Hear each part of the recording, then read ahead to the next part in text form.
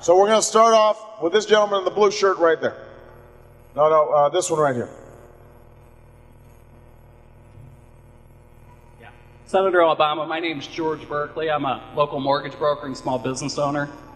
And we have some economic issues here in Elkhart County right now.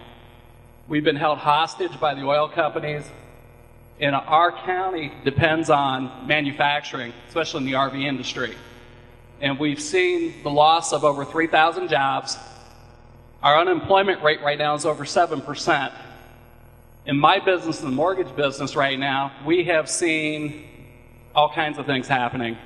I have clients, I can't help get into homes that should be homeowners. I have people in bad loans that need to get out into those things. You know, they need affordable housing. We've been fortunate, Congressman Donnelly has worked very closely with us on that.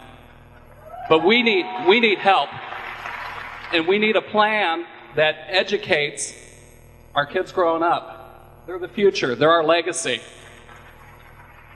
Our people out here need help right now. People are scraping by just to make ends meet every month. So I'd like to hear a little more of what your plan is, and I hope you can get a big old army of legislators like Congressman Donnelly there to help you out. Good. Well, look,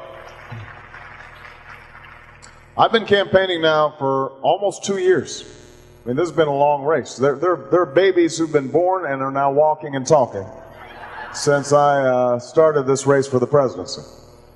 And, you know, one of the great privileges of running for president, just like running for senator, as Evan knows, or running for congressman, as Congressman Donnelly knows, is that, you know, you hear people, you get a sense of what people's day-to-day lives are like. And what you realize is the American people, you know, they're resilient, they're proud, they're independent, but they are anxious right now because things don't feel like they're getting better for people.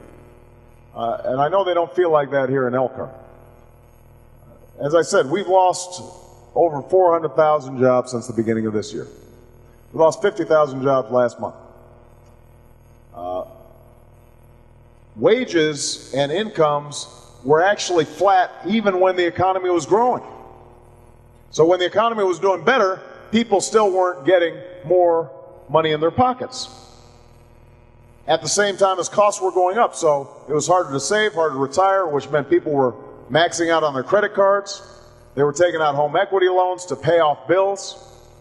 Heaven forbid they might get sick, in which case bankruptcies were skyrocketing, and then the housing market contracted, partly because the federal government did not oversee the lending process as effectively as it should have. We weren't cracking down on predatory lending. The subprime market got out of hand. And now, not only are we seeing more foreclosures than at any time since the Great Depression, but even people who actually have been paying their mortgages and have been very responsible, home values have declined so much that some people have mortgages that are now higher than what the house is being valued for. So we've got huge challenges. Now, short term, here's what I think we have to do. I already mentioned, we need an additional stimulus package that provides some immediate relief to families to cope with these rising costs. We also need, I think, to start investing in some fast-track infrastructure work. We need to start rebuilding America, rebuilding our roads, rebuilding our schools, rebuilding sewer lines and bridges and water systems. And we could put people back to work right now who many may have been laid off of construction jobs or other manufacturing work. And not only would that create immediate job growth, but it would also spur on more economic activity for people who supply contractors. You know, you need cement, you need steel, you need big machines. And now suddenly that can help to kickstart the economy. So that's short term. Long term, though, there are a couple of steps that I've already spoken about, but I just want to reiterate. We've got to get a handle on energy. understand this energy situation is not just a gas price problem. It is also an opportunity for us to create an entire new economic engine. If we're investing $15 billion a year in plug-in hybrid cars, suddenly cars are being made here in America that will reopen factories that have been shuttered. Suddenly, steel plants, we can start reopening, building wind turbines or solar panels. All those, Indiana's an agricultural state like my home state of Illinois next door. We could invest in alternative energy and biofuels in a way that helps to spur on rural economies all across America, particularly in the Midwest. So we think we can create 5 million new jobs in the green energy sector. That's number one. Number two, investing in a long-term project of rebuild America should include things like, for example, high-speed rail. We're the only advanced nation in the world.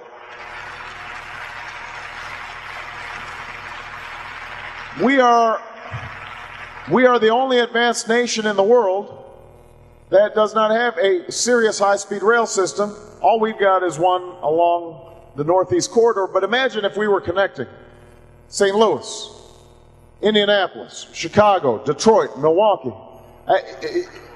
Dayton, Columbus. Look, you think about it. Right now, airlines are cutting back on air service to smaller cities. As it is, all these places, on paper, it should be a 45-minute flight. But what happens? You got to drive there. That's half an hour. You get there, take off your shoes. You finally get to the terminal. That's another half hour. So you spend an hour. Your flight's delayed. So that's another couple hours. You're sitting on the tarmac. You fly over. That's 45 minutes. You drive to where you're supposed to be going. By the time this thing's all over, you spent 4 or 5 hours, and you're not even getting peanuts. Right? Why wouldn't we want to invest in high-speed rail? But that's just one example of the kinds of projects that we should be investing in right now to make ourselves more competitive. Same thing with a new electricity grid. If we're going to have all these plug-in hybrid cars, then creating an electricity grid that is smart and energy efficient, because the one we have is broken down and wastes all kinds of energy, that is a huge project that could put people back to work and make us more competitive over the long term. So that is part of our strategy. Third, we've got to change our tax code. Don't give tax breaks to companies that ship jobs overseas. Roll back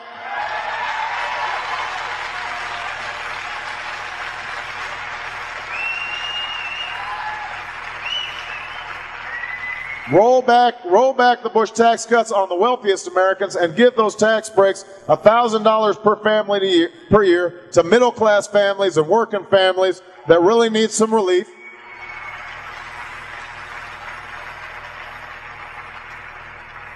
I talked about expanding the mortgage interest deduction so more people can take advantage of it. That'll save homeowners $700, $800 potentially a year. Senior citizens who make $50,000 a year or less, eliminate income taxes on their Social Security so that they've got a little more money that they can take home.